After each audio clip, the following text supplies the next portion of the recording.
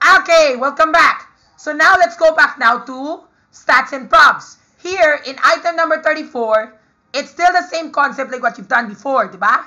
Diba, remember you already know to form the probability distribution table. If you haven't learned any of this, be sure to watch my video, okay? Tandaan mo yan, this video is very helpful. Okay? Now let's continue. There are 10 cell phones sold at the mobile phone shop. However, 30% of them are defective. Let the random variable V represent the number of defective cell phones bought by 5 consumers. Ayan. Diba remember this particular concept? In this particular concept, yun nga talaga yung nangyari. This is the most popular example that they will give you in stats and probs. Diba? Diba remember in my situation, they also gave me this. Such that in a retailer shop, there are cell phones being sold. And then there are some cell phones that are being defective. Ang sabi dito sa problema nito, 30% of the cell phones are defective. If there are 10 cell phones sold, first, we need to find the one that are not defective. So let the random variable V represent the number of defective cell phones bought by 5 consumers. Tama? So let's see how we did this. Ganito kasi yun. Ito yung formula na ginawa ko sa item number 34. Diba, remember this, the chart. All the cell phones are defective. There are 10 cell phones that are not sold in a store. But what are the defective cell phones? There are 30 cell phones that are defective. 30% of the cell phones are defective. And remember, when we multiply that, kasi ito remember, this implies the application of percentage word problem, di ba? 30% of 10 cell phones is what? 3, di ba? So 3 cell phones are defective. And the rest of them are non-defective. I remember this the thing that was taught to me by Ma'am Cathy in the first place. So, Teacher Cathy, shout out to you. Thank you so much for teaching me this. So, yan. 70% of the cell phones are not defective. And there are 7 cell phones that are not defective. So, therefore, there are 10 cell phones. 3 cell phones are defective. 7 cell phones are not defective. And here's the thing. These cell phones are being sold and 5 consumers will buy that. Diba, remember, there are 5 people who will come to the store. So, kahit sino yung tao na yan, they will buy the cell phone. It's either they will get the defective or non-defective. So, what is important, ang kailangan ng tindera, it doesn't matter kung sino yung tao ay magkukuha ng defective or non-defective cell phone. Like for example, si Mario ay nagpunta siya sa cellphone store. Tapos kasama niya yung jowa niya, si Peach. Diba? Pwede si Mario magkunin ng defective cellphone at si Peach hindi siya magkumuha ng defective cellphone. O pwede sila dalawang defective o dalawang non-defective. O pwede si Mario yung defective naman, si Peach yung walang defective o vice versa. Yung mga ganon. Pero actually, I don't care about that situation. What I do care is how many cell phones are sold. Diba? Remember, there are 5 cell phones that we need to sell. It's either all the cell phones are all the defective cell phones are what you call this are sold, or none, 2, or 1. Kaya nga, this is how the game goes. Diba? So in this concept, the random variable V represents the number of defective cell phones that are sold. So it can be 5 all consumers did not buy any defective cell phones. Or one of the consumers might have bought a defective cell phone. Or pwedeng dalawa, o 3 customer ay nabili ng defective cell phone. So kung ganon yan, ayaw nga pala, for this particular matter, di ba remember normally, if 5 consumers, dapat may 4 at 5. Pero bakit wala yung 4 at 5? Dahil nga, di ba sabi ko, there are only 3 cell phones that are defective. So therefore, let's say for example, di ba there are 3 cell phones that are defective, di ba, out of the 10. If all the 3 cell phones are defective, ang 4th at 5th, wala siyang choice, pero mabili siya ng hindi na defective na cellphone. So only 3 cell phones are defective. So hanggang 3 lang yung random variable. Tama? So now let's solve for the outcome. So now let's list down all the probability of values. So to do this implies the application of probability involving combinations. Naalam mo yung formula ng probability ng combinations? Ito yun. Yan. Combination of success times the combination of failure divided by the combination of total number of outcomes. At saka dapat, di ba remember, the n must be summed up all together. So, di ba remember, sa non-defective cell phones, Ilan yung mga non-defective cell phones dyan? Kasi nga, the success is, yun nga, the defective cell phones. And since there are 3, so therefore, there are 3 defective cell phones here. 3C, ano? Let's say, for example, you want to get 0. So, 3C, 0. And then, the combination of failure, there's 7.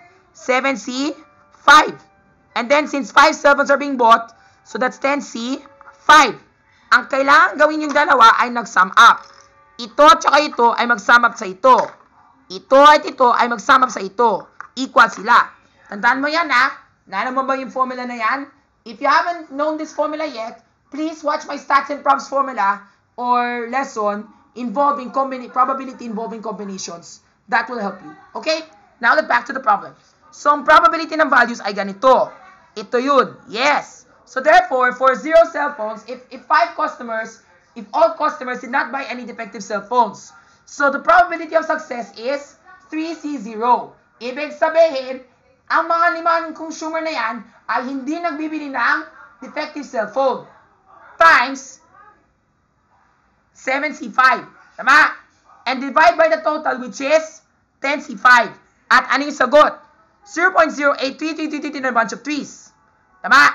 Or 8.33%. Now, what if they were to buy 1 defective cell phone? Ito na yun. Combine 3-1. That means 1 customer had bought a defective cell phone times the 4 customers did not buy any defective cell phones. And then divide by the total which is 10C5. So yan. And you should get 41.6666 in a bunch of 6%. Diba? At saka sa dalawa, same pa rin. Diba? Halos parang symmetrical to I can sense that. At sa pangatlo, di ba? At sa pangatlo, di ba? If all defective cell phones were bought.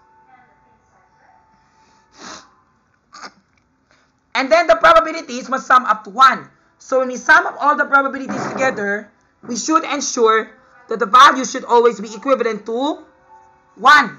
Tama? And this should be your answer. Isa. Okay? Next, the mean. To solve for the mean, alam mo talaga yung pagsosolve ng mean? To solve for the mean, it's always, you multiply the variable of x times the probability of x together. Tama? That's very easy for you to do. So, mabilis lang yun, di ba? And you do it for all the rest, para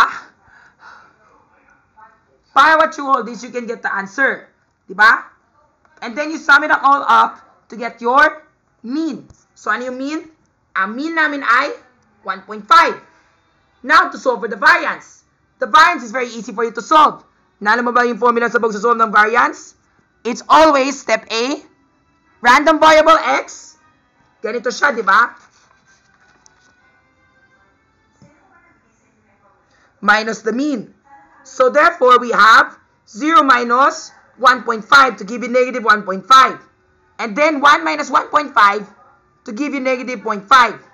And then 2 minus 1.5, 0.5. At saka 1.5, 3 minus 1.5, edi hati. Tama? Yun ang first step sa pagkukuha ng variance.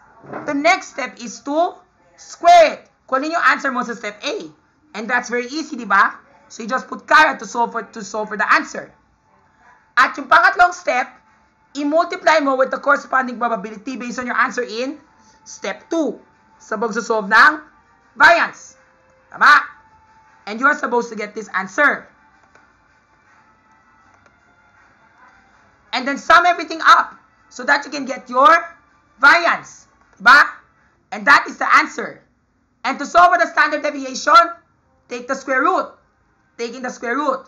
Or, another one is, you can just, raise it to the exponent.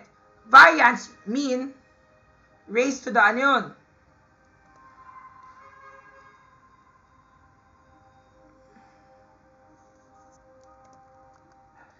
mean raised to the probability of failure. Diba? Pero I think what your goal is for this concept, there is no such thing like that. So therefore, we just do it na lang like that. Actually, there's a lesson to show you to solve for the variance. Parang ganun. I'll show it to you one time. Not now. Okay? So, ang standard deviation ay 0.7637621 something. That's it. Next, number 5. in a game of solitaire, naalam mo talaga yung game ng solitaire, di ba? That used to be my favorite game when I was a little kid. And I love that game so much, okay? So in a game of solitaire, let the random variable S represent the number of kings shown at the beginning of the game. Ayan. Di ba remember, naalam mo talaga yung Klondike? Di ba remember there are 7 slots, di ba? 7 cards that will show facing up at the beginning of the game. At wherever they're placed, it does not matter. What matters is, it doesn't matter kung ano yung location nila, basta what is important, at the start of the game, they are already seen, facing up. So that's 52C7. Tama? Now, this is what we're going to do. Let the random variable S represent the number of kings shown at the beginning of the game. Kung sa tingin mo last time when I was a kid, ang gusto kong kailangan ko ay yung mga aces. Lahat yung mga ace ay magsimula sa start ng game. Pero, ngayon naman, we are going to get the kings. Okay? So, ito yung formula na kailangan gagawin namin. Okay? So, this is very easy. So, how many kings are there? There are 4, di ba? 4 na hari. Tama? 4 kings. And then, all you have to do is to do this. The probability of values is multiply, di ba? 4C0. Di ba, remember, there are 4 aces. That means of not getting any ace. 4C0. Tapos, yung 48C7, getting other cards other than aces. And then divided by the total. Tama? And you should get this answer. Same point with this one.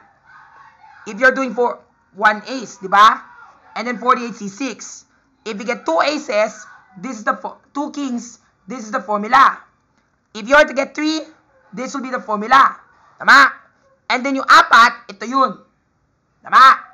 Pero bakit wala yung 5, 6, 7? Dahil nga, there are only 4 kings. Diba meron tayong 4 na kings? The king of spades, the king of hearts, the king of diamonds, and the king of clubs. Those are the only kings shown in a solitaire game. Tama? And that is the one. And then all the probabilities added up together, they should always be equivalent to 1. So when we sum up everything, ang kukunin dapat namin ay 1. Now, to solve for the mean. You know already how to solve for the mean, right? I-multiply namin silang lahat para kukunin namin lahat yung mean. Yan, di ba? I-multiply namin lahat. I-product mo, di ba? I just did product of all the things. And then sum everything up para kukunin ko yung mean, which is 0.5384. And then to solve for the variance, let's see if we can do it in the faster way. So, ganito kasi yun. So, di ba, remember we do this, di ba? First, let's type the ano yun. The ano yun? Random variable x. Then minus the mean. Nasaan yung mean? Ito yun, di ba? The mean is right here. I-lock namin by putting $sign.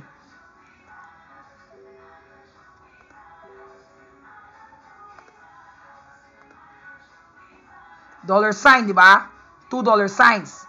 And then erase that to the squared. And then multiply that with the corresponding probability, which is this one. Tama? And we're supposed to get this, di ba? 0.115 something.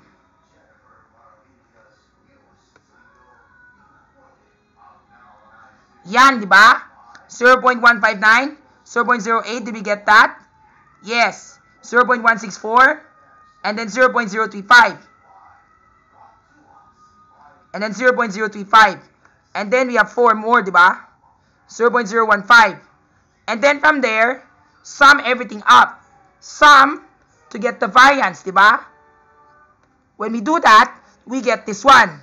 And then last but not least, square root. Square root of this guy, the variance to get you the standard deviation, which is 0.66.